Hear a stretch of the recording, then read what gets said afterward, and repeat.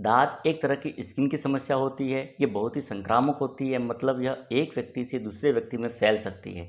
तो आज के इस वीडियो में हम बात करेंगे कि ये दाद होता क्या है और किन घरेलू उपायों से हम इसमें राहत पा सकते हैं। दोस्तों, दाद, जिसको कि रिंग वर्म इन्फेक्शन भी कहा जाता है, एक विशेष प्रकार के फंगस के कारण से उत्पन्न त्वचा का प्रदाह या इन्फ्लामेशन है, जिसमें छल्ले या रिंग के समान रेशेस बन जाते हैं और इसी के कारण से इसको रिंग वर्म कहा जाता है और इनमें बहुत तेज खुजली होती है। मेडिकल की भाषा में इसे टीनिया या टीनियसिस के नाम से जाना जाता है। अब बात करेंगे ये होता क्यों है। तो यह स्किन पर फंगल के संक्रमण के कारण से होता है और इसके लिए माइकोस्पोरॉन व टाइकोफाइटोन नाम के फंगस जिम्मेदार होते हैं और इन्हें डर्मेटोफाइट्स कहते हैं। करेंगे दाद होता कैसे हैं। तो दोस्तों, यह लोगों के बीच में सीधे त्वचा के संपर्क से या उनके सामान जैसे तौलिया, बालों की कंघी या बिस्तर के इस्तेमाल से होता है।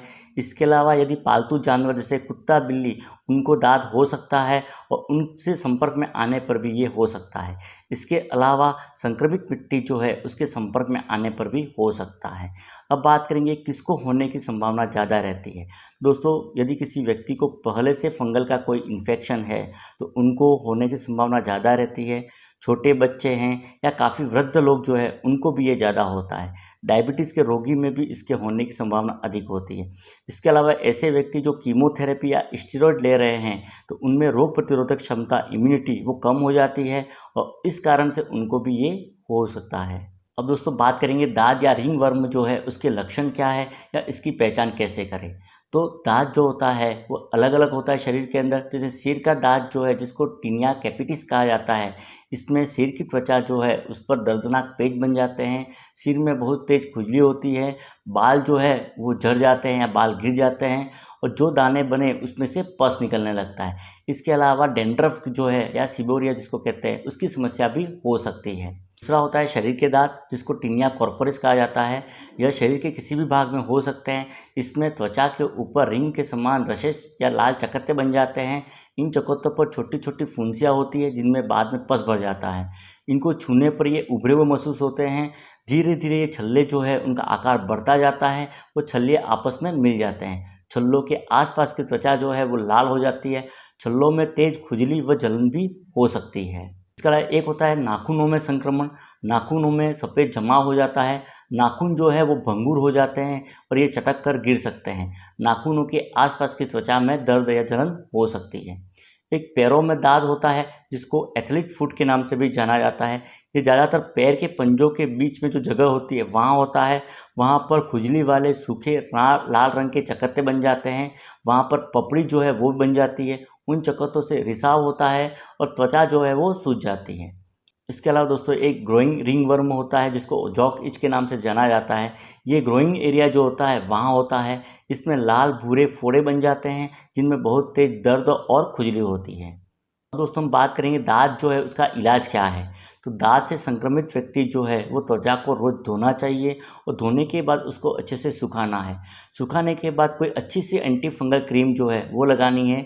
मार्केट में जो एंटी फंगल क्रीम आती है उसमें मिकोनाजोल होता है, क्लोट्रिमोजोल है, केटोकोनाजोल है, एट्राकोनाजोल करके आती है। इनका हम उपयोग कर सकते हैं। सिर के अंदर संक्रमण या सिर में दाद होने पर एंटी फंगल शैम्पू जो है उससे बालों को अच्छे से धोना है।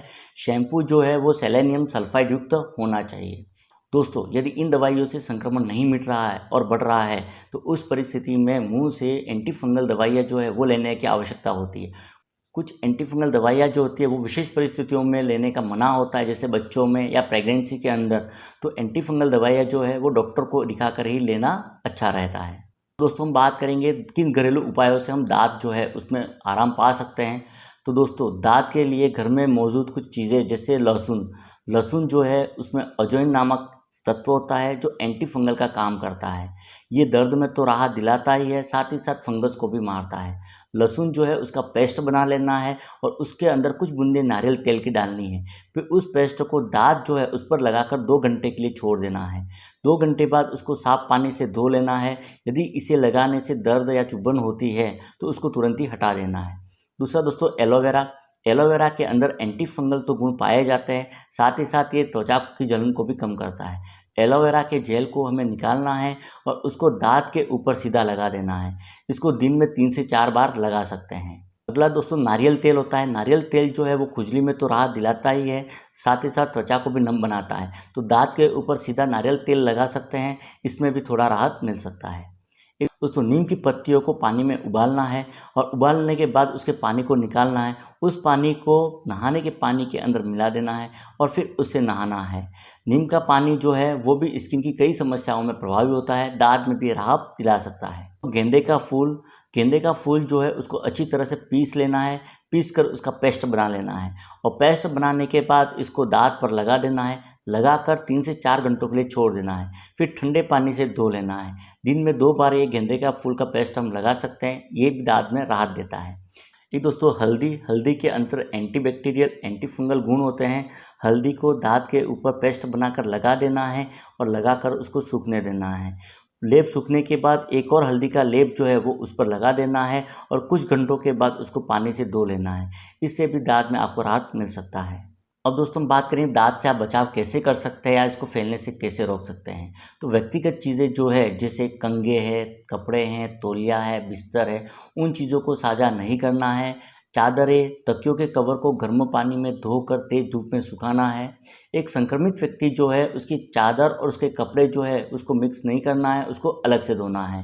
दोस्तों नहाने के बाद शरीर को अच्छे से सुखाना है और विशेषकर गीले कपड़े जो है वो नहीं पहनने, क्योंकि गीले होने के कारण या ह्यूमिडिटी के अंदर फंगल के संक्रमण की संभावना बढ़ सकती है और उससे दांत हो सकता है। दोस्तों टाइट कपड़ों की बजाय सूती व ढीले कपड़ा पहनना बेहतर रहता है। तो दोस्तों इन तरीक़ों से हम दांत से बचाव कर सकते हैं। वीडियो अच्छा लगा तो लाइक कर देना। इसी प्रकार के हेल्थ से रिलेटेड वीडियो देखने के लिए चैनल को सब्सक्राइब कीजिए। Thank you.